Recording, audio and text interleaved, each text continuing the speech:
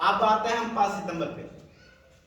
5 सितंबर हम भारत के द्वितीय राष्ट्रपति डॉक्टर सर्वपल्ली राधाकृष्णन के जन्मदिन के उपलक्ष्य में मनाते हैं। एक बार जब उन्होंने 40 वर्षों तक शिक्षा के क्षेत्र में बहुत अथक कार्य किया था, और उन्होंने जब राष्ट्रपति का, देश का प्रथम नागरिक होता है राष्ट्रपति, जो राष्ट्रपति का जब पद संभाला तो उनके जो छात्र थे उनके पास पहुंचे और कहे कि सर हम लोग चाहते हैं कि कुछ कार्यक्रम किया जाए, आपके जन्मदिन पर कुछ कार्यक्रम करें। तो उन्होंने कहा कि ऐसा है, यह कार्यक्रम जन्मदिन पे आप करिए, लेकिन इसको मैं चाहता हूँ एक बड़े पैमाने पे किया जाए, और उन लोगों के लिए क्या है जो शिक्षा के क्षेत्र में कार्य करते हैं। यानी मैं चाहता हूँ कि मैं 40 वर्षों तक शिक्षक के रूप में अपना सेवा दिया हूँ लोगों के बीच में, अब मैं चाहता हूँ मेरे ही जन्मदिन पे शिक्षक को उपहार के समान इस त्योहार को, मतलब इस कार्यक्रम को करवाया जाए। और उन्होंने वहां से अपने विचार को व्यक्त किया, और यह विचार जब पारित हुआ, और तब से जो है 1962 ईस्वी से एक कार्यक्रम हम बहुत धूमधाम से गांव में मनाते हैं। अब आपको बता दूं, जिस चीज के लिए हम लोग बैठे हुए हैं, क्या हुआ बेटा, जिस चीज के लिए बैठे हुए हैं कि आज 5 सितंबर है, शिक्षक दिवस है। आज के दिन ही भारत के द्वितीय राष्ट्रपति सर्वपल्ली राधाकृष्णन का जन्म हुआ था। 5 सितंबर 1888 ईस्वी को चेन्नई में डॉक्टर सर्वपल्ली राधाकृष्णन का जन्म हुआ, और वह शिक्षा के क्षेत्र में बहुत ही कार्य किए। उनको भारत के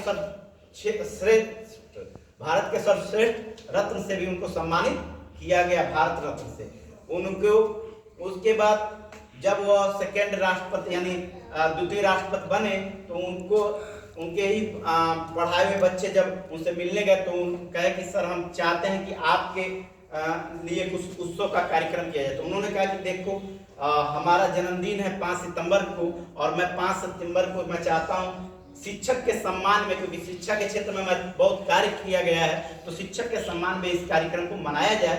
तो वहां से यह कार्यक्रम पारित हुआ, और भारतवर्ष में बहुत ही हर्षोल्लास से बच्चे अपने स्कूल, कोचिंग, कॉलेजों में बहुत ही हर्षोल्लास से मनाते हैं और अपने टीचर को उपहार सम्मान देते हैं। तो आज के दिन हम इस पर्व को सर्वपल्ली राधाकृष्णन जी के याद में, और हर एक शिक्षक गण जो बरसात हो, धूप हो, गर्मी हो या ठंड हो, सब में अपना प्रयास देते हैं और विद्यालय में अपना योगदान देते हैं। आप जैसे नौनिहालों को आगे बढ़ाने में अपना पूरा योगदान देते हैं। तो उनके जीवन से हम लोग ये सीखते हैं हर साल कि हाँ, हमें अपने बच्चों को, अपने स्कूल के छात्रों को अच्छी शिक्षा देनी चाहिए।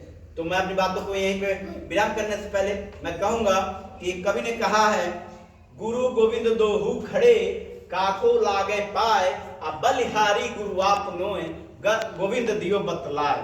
यानी कवि कहता है कि हे ईश्वर, मुझे ये समझ में नहीं आ रहा है कि पहले मैं किसका पैर छूं, किसको प्रणाम करूं, तो लेकिन जो मेरा जमीर है, जो मेरा अंतरात्मा है, वह ये कह रहा है कि पहले मैं अपने गुरु को सत नमन करूं, क्योंकि उन्होंने गुरु के बारे में, भगवान के बारे में उन्होंने बताया। यानी मैं पहले चाहता हूं कि मैं गुरु को प्रणाम करूं, फिर आपको, क्योंकि आपके बारे में हमारे गुरु ने ही बताया कि ये भगवान हैं। तो इसलिए ये दोहा कबीरदास की है, और मैं इसलिए आपसे कह दिया कि आप लोग भी अपने गुरु की इज्जत करें, सम्मान करें, उनकी बातों को स्मरण करें, और भविष्य में ऐसा इंसान बने कि लोग आपकी इज्जत करें, आपकी बातों को वो माने, और आप चारों तरफ इस विद्यालय का, हम लोगों का नाम उज्जवल करें। इसी के साथ मैं अपनी बातों को विराम करता हूँ। आगे छुट्टी की घोषणा करना है या फिर जो भी कार्यक्रम होगा उसको किया जाएगा। आप लोग को मिष्ठान वितरण किया जाएगा, आप लोग मिष्ठान ग्रहण करेंगे, फिर आप लोग घर के लिए जाएंगे। ठीक।